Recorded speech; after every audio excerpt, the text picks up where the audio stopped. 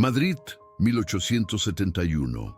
El invierno llegaba con un viento cortante que se deslizaba por los portones de hierro y las calles de piedra. En la casa de los Montelarre, todo parecía preparado para un acontecimiento grandioso: el compromiso de Elena Montelarre, hija única de un respetado magistrado, con el joven conde Miguel de Arriaga, heredero de una de las fortunas más antiguas de Castilla. El salón principal resplandecía bajo la luz de los candelabros, y los invitados se mezclaban entre risas y comentarios discretos sobre el futuro de la pareja. Elena, de 24 años, parecía haber nacido para aquel instante. El vestido de satén blanco realzaba su piel clara y sus ojos color miel, donde habitaba una esperanza tímida. Sin embargo, bajo la serenidad de su sonrisa, había algo más: el miedo sutil de quien conoce el poder de las apariencias y la fragilidad de las promesas.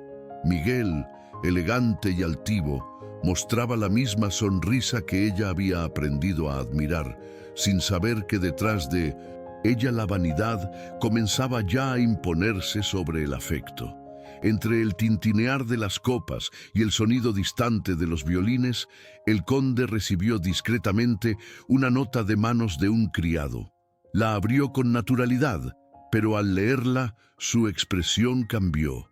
El rostro perdió color, la mirada vaciló. El banquero don Esteban Salvatierra, hombre influyente y padre de una joven heredera, le hacía una oferta que ningún título de amor podría igualar: tierras, influencia y la promesa de duplicar la fortuna de los Arriaga. Bastaba con romper el compromiso antes de que se firmara el contrato de dote.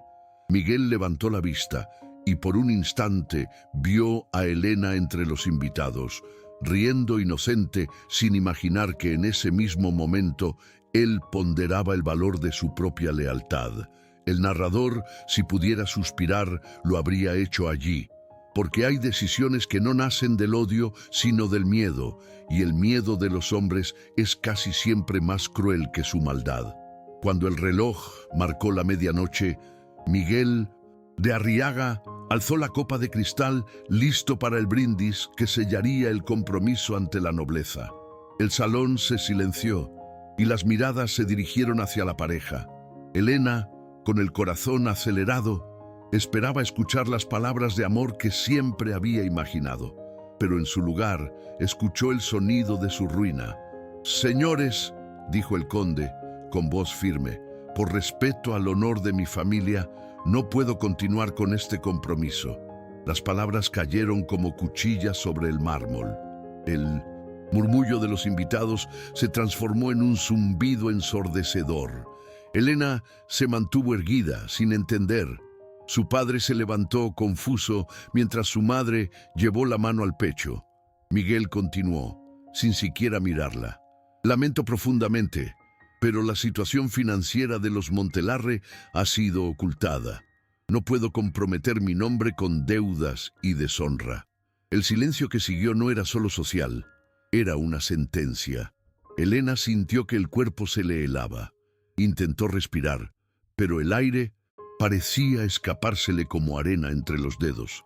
Todo a su alrededor se distorsionaba: el sonido de los músicos, las velas titilando, las voces que ahora la juzgaban. Ninguna lágrima cayó, no por fuerza, sino por incredulidad. Cuando el conde le dio la espalda, ella lo observó alejarse con pasos lentos, cada uno arrancando un pedazo de la vida que conocía.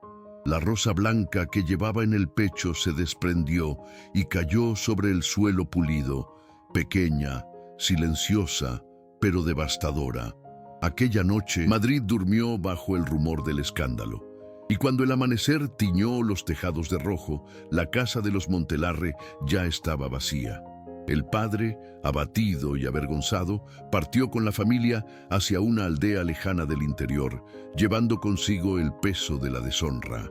Elena, sin embargo, cargaba algo aún más cruel: el recuerdo de la mirada de Miguel, aquel instante en que comprendió que su amor había sido cambiado por oro. La aldea de San Telmo, a 3 días de viaje desde Madrid, parecía existir, fuera del tiempo.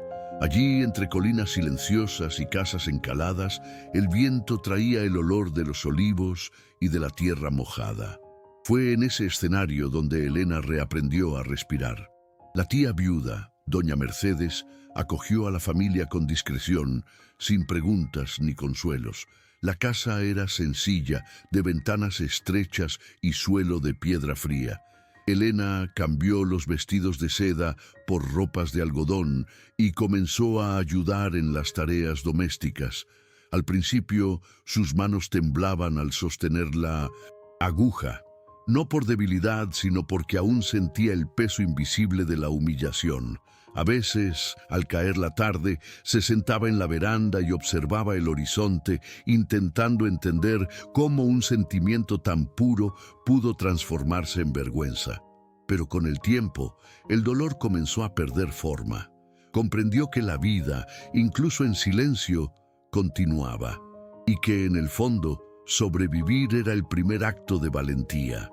Con el paso de los meses, los habitantes de San Telmo comenzaron a hablar de la muchacha de manos finas, aquella que cosía con perfección y enseñaba a los niños del pueblo a leer. Elena no buscaba prestigio, solo propósito. Cuando veía a los pequeños deletrear las primeras palabras, sentía que algo renacía dentro de ella, algo que ni el desprecio de Madrid había podido apagar. Y aunque no lo sabía, su serenidad comenzó a atraer la atención de un hombre solitario que había llegado recientemente a la región. Se llamaba Don Alejandro de Rivas, duque viudo y veterano de las campañas en el norte de África. Llevaba en el rostro las marcas de la guerra y en los ojos la soledad de quien ha perdido más de lo que puede decir. Alejandro había comprado una propiedad cercana a las colinas, buscando la paz que el mundo le había negado. Fue una mañana de primavera, al pasar junto a la escuela improvisada de Elena, cuando la vio por primera vez, y algo dentro de él se movió, como si el destino volviera a respirar. En los días que siguieron, don Alejandro de Rivas comenzó a encontrar pretextos para pasar por la plaza donde Elena enseñaba.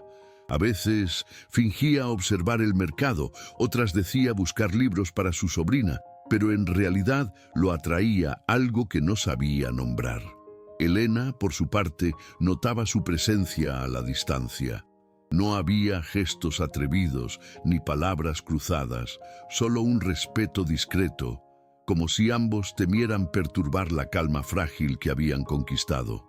Una mañana, una lluvia inesperada cayó sobre la aldea. Los niños corrieron riendo para refugiarse bajo la veranda de la escuela. Alejandro, empapado, se acercó para ayudar a recoger los materiales.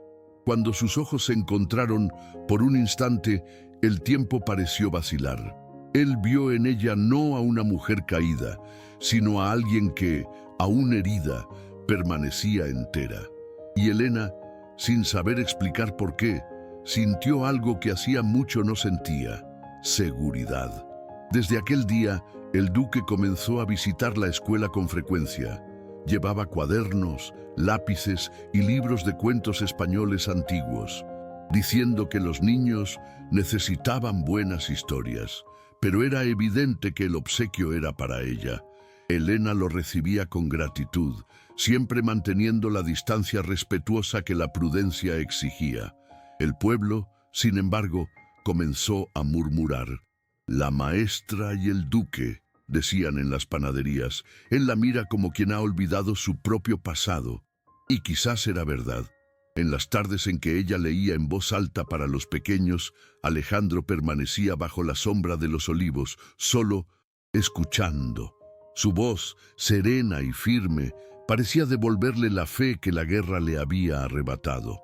Elena no lo sabía, pero cada palabra suya sanaba una parte de él. Y poco a poco, lo que fue admiración se convirtió en necesidad. Una presencia que hacía el silencio de la casa del duque más soportable. El otoño llegó trayendo consigo los vientos de Madrid, y con ellos las voces del pasado. Una mañana, mientras Elena compraba telas en el mercado, escuchó el nombre que más temía: Miguel de Arriaga. El conde, ahora viudo, había regresado a España tras la muerte repentina de su esposa y la ruina parcial de su fortuna. «Dicen que lo perdió todo», murmuró el vendedor, distraído, sin notar la palidez que se apoderaba del rostro de ella. Los recuerdos regresaron en oleadas, el brindis interrumpido, el escarnio de los invitados, la rosa blanca cayendo al suelo. Elena apretó la tela entre los dedos, intentando disimular el temblor. Aquella noche, mientras bordaba a la luz de una lámpara, comprendió que el pasado no desaparece, solo cambia de forma. Alejandro, atento al silencio de ella en los días siguientes, notó su mirada distante y su tristeza discreta. No preguntó, porque los hombres que verdaderamente aman no exigen confesiones. Pero en el fondo sabía que algo se había movido dentro de ella, algo antiguo y aún doloroso. La noticia de la presencia del conde se extendió rápidamente por la aldea. Cuando Alejandro la escuchó, no fue celos lo que sintió, sino inquietud. Ese mismo día, durante la clase, Elena hablaba con los niños cuando vio por la ventana la silueta que creía no volver a ver jamás. Miguel estaba de pie junto al camino, observándola con la misma mirada de quien aún cree tener poder sobre el pasado. Sintió el corazón acelerarse, pero se mantuvo firme, fingiendo no verlo. Al final de la clase, encontró un sobre la mesa, el sello de los Arriaga grabado en cera roja. No lo abrió, solo lo guardó en el delantal y al llegar a casa lo quemó entero, sin leer una sola línea. Doña Mercedes observó en silencio y, por un instante, vio algo nuevo en su sobrina. Una serenidad que ya no era de quien espera ser salvada, sino de quien ha aprendido a salvarse sola. Aún así, Alejandro sabía que el escándalo no tardaría en llegar y que si deseaba protegerla, tendría que hacerlo no con silencio, sino con valor. Esa semana se organizó un baile benéfico en la mansión del duque a petición de las autoridades locales. Alejandro dudó en aceptar, pero sabía que podía rechazarlo. Su presencia era esperada y el evento inevitable. Cuando invitó a Elena a asistir, ella se negó de inmediato, no por orgullo, sino por miedo. Aún así, esa noche, al oír las campanas y el sonido distante del piano que llegaba desde lo alto de la colina, algo dentro de ella la impulsó. Se puso un antiguo vestido color durazno, sencillo pero elegante, y prendió en su cabello una flor blanca recogida del jardín. Llegó discretamente, casi sin ser notada, hasta que las miradas comenzaron a dirigirse hacia ella. Alejandro la vio primero, y su semblante, siempre contenido, se transformó en algo que mezclaba sorpresa y ternura. Caminó hacia ella, ofreciéndole el brazo. «Madrid puede haberte olvidado», dijo en voz baja, «pero esta casa no». Y por primera vez, Elena aceptó el gesto sin miedo a lo que pudieran decir. Pero el pasado rara vez acepta ser dejado atrás. El conde Miguel de Arriaga también estaba allí, invitado por curiosidad o por crueldad. Nadie lo sabía con certeza. Cuando la vio en brazos del duque, la sangre se le subió al rostro. Se acercó con la misma sonrisa fría de antaño. «Veo que la señorita ha aprendido a ascender de nuevo», dijo, lo bastante alto como para que todos escucharan. Elena no respondió. Alejandro, sin embargo, alzó la mirada, no con ira, sino con la firmeza de quien conoce el valor del silencio. «No», dijo serenamente, «ella no ascendió. Fue usted quien descendió». Todo el salón guardó silencio. El conde, avergonzado, intentó reaccionar, pero retrocedió. Elena, con los ojos humedecidos, solo murmuró, «Ya no hay nada que decir». Cuando la música volvió a sonar, Alejandro la condujo nuevamente al centro. Bailaron en silencio y el mundo, por un instante, pareció corregirse. Afuera, el viento soplaba entre los olivos, llevándose el último eco de la vergüenza. Y mientras la rosa blanca en su pecho se movía al compás de la música, Elena comprendió. El amor verdadero no reescribe el pasado, solo lo redime.